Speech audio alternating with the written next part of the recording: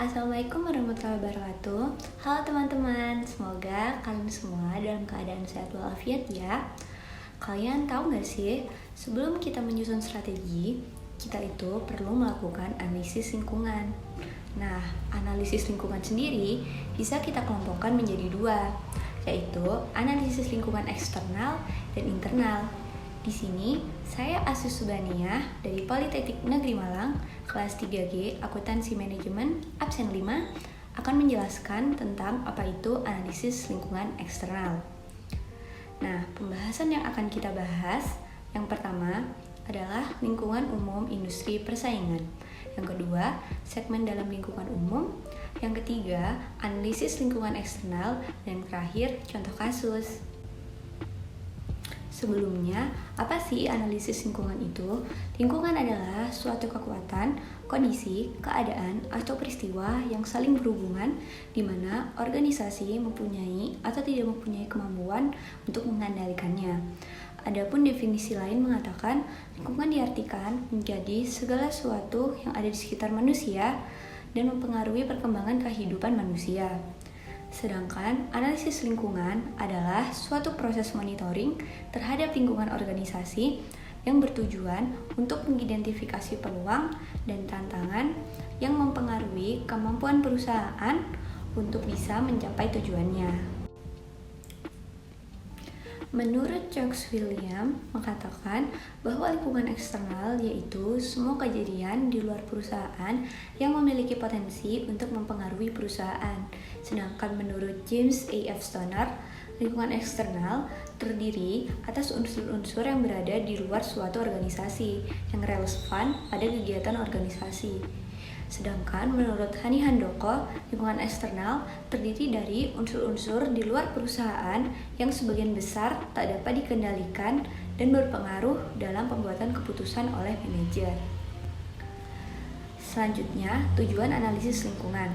Analisis lingkungan sendiri itu dapat mengantisipasi lingkungan organisasi sehingga dapat bereaksi secara cepat dan tepat untuk kesuksesan organisasi. Banyak sekali pengelompokan variabel-variabel yang diperkirakan mempengaruhi pencapaian tujuan organisasi. Sedangkan tujuan analisis lingkungan menurut perusahaan yaitu untuk menyediakan kemampuan dalam menggapai masalah-masalah kritis dalam lingkungan bagi manajemen perusahaan, menyelidiki kondisi masa depan dari lingkungan organisasi, dan kemudian mencoba memasukkannya ke dalam pengambilan keputusan organisasi dan mengenali masalah-masalah mendesak yang signifikan bagi perusahaan serta memberikan prioritas terhadap masalah tersebut. Lalu bisa juga untuk mengembangkan suatu rencana untuk menanganinya. Lalu selanjutnya ada faktor-faktor lingkungan eksternal. Lingkungan eksternal sendiri terdiri dari dua, yaitu lingkungan umum di mana mencangkup elemen dalam masyarakat luas yang dapat mempengaruhi suatu industri dan perusahaan. Contohnya ada demografi, ekonomi, politik hukum, dan sosial budaya, serta teknologi. Sedangkan lingkungan industri sendiri yaitu sekelompok faktor ancaman masuknya pendatang baru, seperti pemasok, pembeli produk, pengganti, dan intensitas persaingan antar pesaing yang mempengaruhi suatu perusahaan dan langkah serta tanggapan bersaingnya. Nah, selanjutnya kita masuk ke dalam segmen-segmen dalam lingkungan umum. Kebanyakan perusahaan menghadapi lingkungan eksternal yang berkembang secara cepat, kompleks, dan global yang membuatnya semakin sulit untuk diinterpretasikan. Untuk menghadapi lingkungan yang seringkali tidak jelas dan tidak lengkap, perusahaan dapat menempuh cara yang disebut segmen lingkungan eksternal. Proses ini meliputi 4 kegiatan. Tujuan dalam mempelajari lingkungan umum untuk mengidentifikasi berbagai peluang dan ancaman. Yang pertama, terdapat scanning. Scanning sendiri adalah usaha untuk mempelajari seluruh segmen dalam lingkungan umum. Melalui scanning, perusahaan mengidentifikasi sinyal-sinyal awal perubahan yang mungkin terjadi dalam lingkungan umum dan mendeteksi setiap perubahan yang sedang terjadi. Dengan scanning, analisis secara khusus berhubungan dengan informasi dan data yang tidak jelas, tidak lengkap, dan tidak berkaitan satu sama lain. Lalu selanjutnya ada monitoring. Pada saat melakukan monitoring, para analisis mengamati perubahan lingkungan untuk melihat apakah sebenarnya suatu kecenderungan sedang berkembang. Hal penting untuk suksesnya suatu monitoring adalah kemampuan untuk mendeteksi arti dari setiap kejadian lingkungan. Sebagai contoh, kecenderungan baru dalam hal dengan pendidikan dapat diperkirakan dari perubahan alam dana, pusat, dan negara bagian untuk lembaga pendidikan, perubahan dalam persyaratan kelulusan sekolah menengah, atau perubahan isi kurikulum sekolah tinggi. Lalu, selanjutnya ada forecasting. Scanning dan monitoring sendiri itu berhubungan dengan apa yang terjadi dalam lingkungan umum pada suatu waktu tertentu. Saat melakukan forecasting, analisis mengembangkan proyeksi tentang apa yang akan terjadi dan seberapa cepat hasil perubahan dan kecenderungan yang dideteksi melalui scanning dan monitoring. Sebagai contoh, analisis dapat memperkirakan waktu yang dibutuhkan suatu teknologi baru untuk mencapai pasar. Yang terakhir ada assessing. Tujuan dari assessing sendiri adalah untuk menentukan saat dan pengaruh perubahan lingkungan serta kecenderungan dalam manajemen strategis suatu perusahaan. Melalui scanning, monitoring, forecasting, analisis dapat mengerti lingkungan umum. Selangkah lebih maju, tujuan dari assessment adalah untuk menentukan implikasi dari pengertian itu terhadap organisasi. Tanpa assessment, analisis akan mendapatkan data yang menarik tanpa mengetahui relevansinya. Nah, selanjutnya ada analisis lingkungan eksternal. Lingkungan eksternal sendiri dianalisis menjadi lingkungan eksternal mikro dan lingkungan eksternal makro. Lingkungan eksternal mikro atau khusus adalah apa saja yang memiliki pengaruh secara langsung kepada aktivitas organisasi. Sedangkan lingkungan eksternal makro atau umum adalah lingkungan yang memiliki pengaruh secara tidak langsung dalam aktivitas organisasi. Lingkungan eksternal yang pertama ada pelanggan atau customer, yaitu orang-orang yang memanfaatkan, menggunakan, dan mengajukan permintaan atau penawaran terkait barang dan jasa. Yang kedua, ada pesaing atau kompetitor, organisasi lain yang melakukan aktivitas yang serupa dan merupakan tantangan dalam mendapatkan kepercayaan masyarakat. Yang ketiga, pemasok atau supplier, yaitu orang-orang yang berkaitan langsung dalam aktivitas organisasi, khususnya dalam aktivitas organisasi bisnis yang melaksanakan aktivitas produksi barang jadi dari beragam jenis bahan baku. Yang keempat, hubungan kerjasama dengan organisasi lain atau strategic partner, organisasi yang melakukan kegiatan berbeda tetapi menjadi mitra untuk saling mensupport dalam menjalankan organisasi serta saling memberi keuntungan. Lalu ada pemerintah atau government, yaitu orang-orang memiliki kebijakan politik serta mendapatkan tugas untuk mewujudkan cita-cita rakyat dalam pembangunan di segala aspek agar lebih baik. Nah, selanjutnya untuk lingkungan eksternal makro sendiri itu terdiri dari ekonomi, teknologi, politik atau hukum, sosial budaya, dan demografis. Yang pertama, ekonomi. Lingkungan ekonomi merujuk ke hakikat dan ke arah ekonomi di mana suatu perusahaan bersaing atau akan bersaing karena saling keterkaitan antar bangsa yang disebabkan oleh perekonomian global. Perusahaan harus memindai, memonitor, meramalkan, dan menilai kesehatan perekonomian di luar bangsanya sendiri. Sebab setiap ketidakpastian dalam ekonomi dunia yang saling bergantungan ini akan mempengaruhi perusahaan-perusahaan dari segala jenis dan ukuran. Lalu selanjutnya ada segmen teknologi. Teknologi sendiri ini meliputi institusi-institusi dan aktivitas yang terlibat dalam menciptakan pengetahuan baru dan menerjemahkan pengetahuan itu ke output, produk, proses, dan materi-materi baru.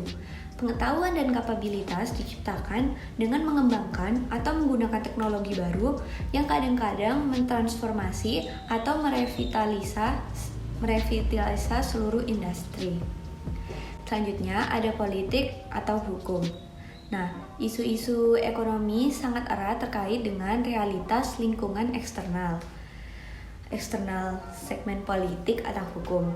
Nah, segmen politik atau hukum adalah suatu arena di mana organisasi dan kelompok-kelompok yang berkepentingan bersaing untuk sumber daya yang diinginkan, dan terdapat pengawasan terhadap badan-badan hukum dan undang-undang dalam mengatur interaksi di antara bangsa-bangsa. Pada dasarnya, segmen ini mewakili bagaimana organisasi mencoba untuk mempengaruhi pemerintahan dan bagaimana pemerintahan mempengaruhi mereka.